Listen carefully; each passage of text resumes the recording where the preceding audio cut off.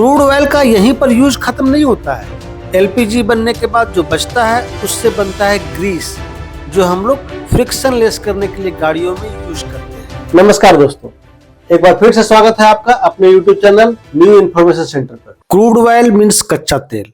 जब हम इस कच्चे तेल को ऑयल रिफाइनरी में 350 डिग्री सेल्सियस के टेम्परेचर पर बॉयल करते हैं तो यह वेपर में बदलने लगता है।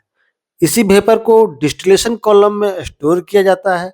जो सबसे हेवीएस्ट वेपर है वो नीचे रहता है और जो सबसे लाइट वेपर होता है वो सबसे ऊपर रहता है। हेवीएस्ट वेपर जो सबसे नीचे रहता है वो डेंसिटी अधिक होने के कारण लिक्विड के फॉर्म में रहता है।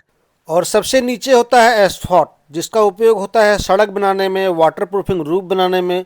उससे ऊपर होता है रेसिड्यू, जिसका उपयोग बड़े बड़े मैरीन वेसल्स, इंडस्ट्री बॉयलर्स और पावर प्लांट में होता है, क्योंकि इसकी हीटिंग वैल्यू बहुत ही हाई होती है। उसके ऊपर जो उससे लाइट होती है वो फ्यूल ऑयल, जिसका उपयोग बड़े बड़े शिप में होती है। उससे ऊपर होती है डीजल ऑयल, जो कि किसी भी कंट्री की बैकबोन होती है, क्योंकि जितने भी हैवी ट्रांसपोर्टिंग व्हीकल्स जैसे कि ट्रक, बस, सब इसी से चलते हैं। उससे लाइट वेपर जो होगा वो डीजल के ऊपर रहता है, उसे केरोसिन कहते हैं। उसके बाद रहता है नेफ्यू के ऊपर होता है पेट्रोल, और जो सबसे हल्का होता है वो होता है ब्यूटेन प्रोपेन। यह ब्यूटेन प्रोपेन बिल्कुल गैस के फॉर्म में होता है। इसी गैस को कंप्रेस किया जाता है, कई बार कंप्रेस किया जाता है। इस गैस को कंप्रेस करने के बाद यह एलपीजी यानी कि लिक्विफाइड पेट्रोलियम गैस में कन्वर्ट हो जाता है। यही वो एलपीजी गैस है जो हम लोग अपने किचन में यूज करते हैं। क्रूड ऑयल का यहीं पर यूज खत्म नहीं होता है।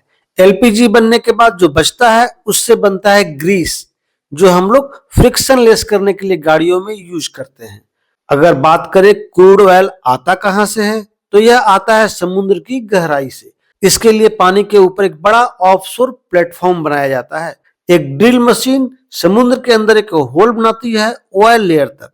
जब ऑयल लेयर तक ड्रिल पहुंचता है तब हाई प्रेशर के साथ ऑयल को ऊपर बने बेस प्लेटफॉर्म पर लाया जाता है।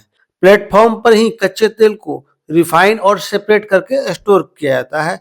उसके बाद कच्चे तेल को पाइपलाइन के जरिए लैंड पर भेजा जाता है या फिर बड़े बड़े शिप के जरिए दुनिया भर में भेज दिया जाता है। इस पूरे प्रोसेस के दौरान इसे केयरफुली मॉनिटर किया जाता है।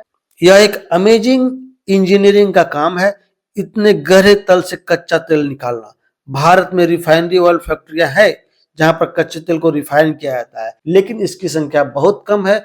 यह भारत के जरूरत का मात्र 20% ही पूरा कर पाता है और 80% हमारा देश इंपोर्ट करता है, या फिर क्रूड ऑयल के रूप में, या फिर लिक्विफाइड पेट्रोलियम गैस के रूप में, डीजल के रूप में, केरोसिन के रूप में, या फिर पेट्रोल के रूप में। आशा करता हूं आपको यह जानकारी अच्छी लगी होगी। आगे ऐसी और भी रोचक जानकारी के साथ आपसे मिलता रहूंगा। धन्यवाद।